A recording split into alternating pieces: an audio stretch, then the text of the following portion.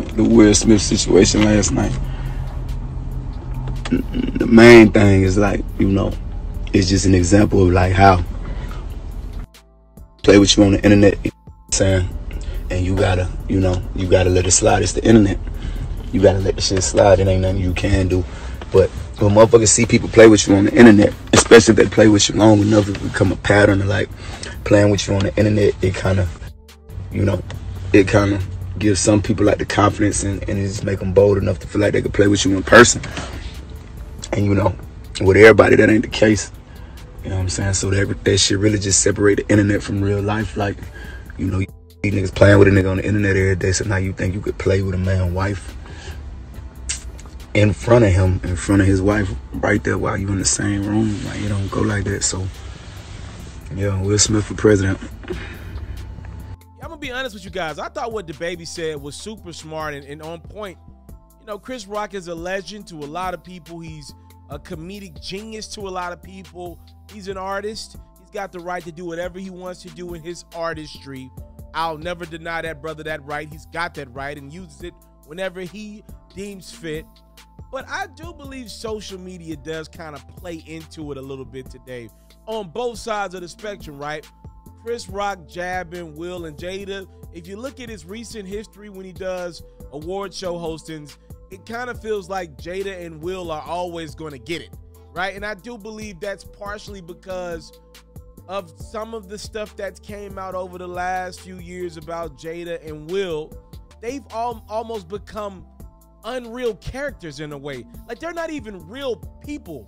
We didn't time lapse Will Smith into two people. Either we look at him as the Fresh Prince of Bel-Air or an unbelievable actor that is getting disrespected in his household. And the reality is, we don't know what the heck is going on day to day in that man's household, but social media makes us feel that way. And maybe even somebody of Chris Rock's celebrity felt like Will Smith is just somebody that can always get one of the jokes, and his wife, because she's the wife of Will Smith, is just somebody that could just take a joke. You always can take a joke no matter where it is. And maybe we've left the, you know, boycotting the Oscars ram, leaving the entanglement ram, and we just ended up at a joke about her bald head, which in her world could easily, you know, be something that hurts her in regards to her having alopecia. Maybe we just don't even look at them as real people anymore. Other side of this, I do believe Will Smith is tired of being a punching bag online. Like, maybe he is a little more sensitive to a joke that he probably would have let slide 20 years ago when the Oscars came on for one night. Yes, a lot of people watched it, but it was a one-night event. The news talked about it for the next few days, but then we moved on in society. We don't do that anymore. In this social media era, the memes, that stuff makes content last a lot longer nowadays, even though the attention span is a lot shorter. Maybe Will's thinking about the brand. Maybe he's like, bro, I'm just tired of seeing my name online getting disrespected, ran through the mud. People thinking I'm just this type of a B word in my own household. Let other men walking around my own house. Like, maybe he was just like, bro, enough is enough. I do believe what DaBaby is saying is a really smart point. I'll tell you this quick story. A couple years ago, I made the decision to come on camera. When I was coming up through the ranks, first off, I couldn't afford a big-time laptop that could edit really quickly to deal with these 4K files that I use today with these beautiful cameras that we got. But a couple years ago, I decided to show my face instead of just doing audio with pictures on top of it. A lot of people were mad at me about that.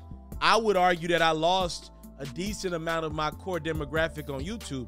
Now, we done got that back times 10 on Facebook because we popping around here. But when I decided to show my face, one of the reasons why I did it was because it holds me accountable.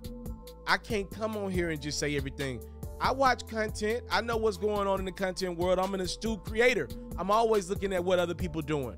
Not trying to take, but I'm just astute in what's going on in the market. I see people all the time, these podcasts and different platforms, they go too far to me. I don't do that anymore. You know, I felt myself going a little too far when I wasn't showing my face, and I stopped that. The way I stopped it was I showed my face on camera. So I can always hold myself accountable. if I say something disrespectful on this platform, and I'm somebody who moves around in media, I still do events. You know, I'm just getting started. I'm only 28. I'm just getting started in my career. I'm active.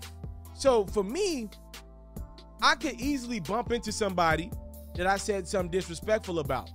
I don't play them games. I keep it pretty much the platform. I don't really say much of my opinion at all. It's pretty much 95% news, 5 to 10% of my perspective.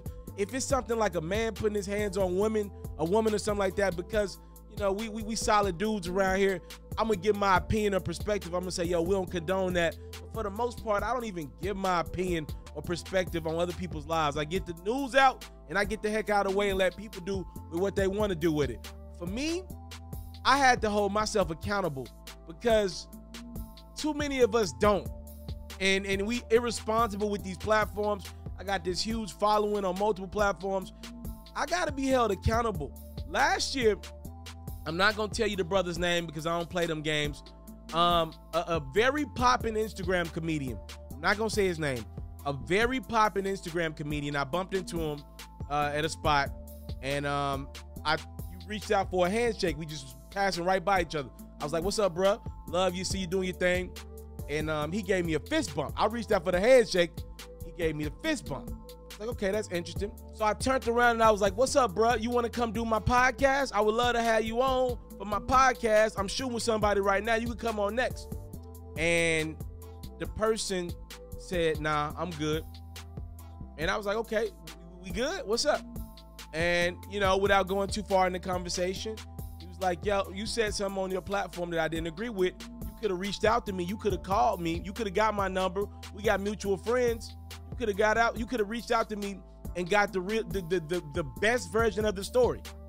At first, I was like, bro, what are you talking about? I didn't say nothing out of line. We went and played the video back later on to make sure I didn't disrespect that man, because I know how I give it up. I don't even got to think about it twice.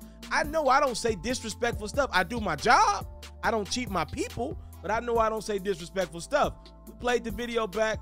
So, okay, I didn't say anything disrespectful, but that man had the right to tell me I could have got that story more correct if I would have reached out to him and talked to him about it, and he would have gave me the scoop. He didn't want to shoot with me. I have to respect that. Like you can't get in this game and not understand the other side of it. When I decided to do this, I knew what came with this thing. And I strategically thought through this stuff. Like, the game is the game. You can't get mad when people disagree with what you said about them. You got the right to talk about people, but then you can't take what you dished out. That man got every right to feel like if I said something wrong about his career, to not rock with me.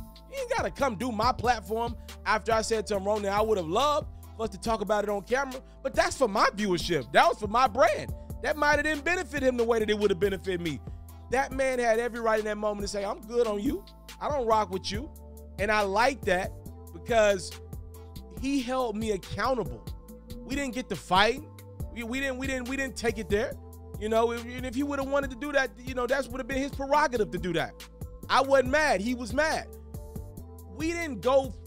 He held me accountable. He knew my face. I had interviewed him in the past. He held me accountable, and I was fine with that. He's got every right to do that. That's why I wanted to start showing my face, so I can hold myself accountable. And if I say something that somebody don't like, they can hold me accountable. We can talk about it.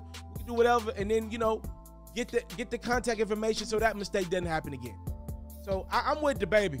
I do believe social media has impacted it. Look, I'm not a hypocrite. Social media has changed my life. I've benefited from it dramatically, but they're good and bad to everything. And maybe a little bit of this Will Smith and Chris Rock situation does just come down to social media being so prevalent in our lives. It has changed the way we talk about people, changed the way we look at people, changed our thought process on people that we think we know when we don't know them. It's a lot. It's benefiting in a lot of ways, but it is a lot.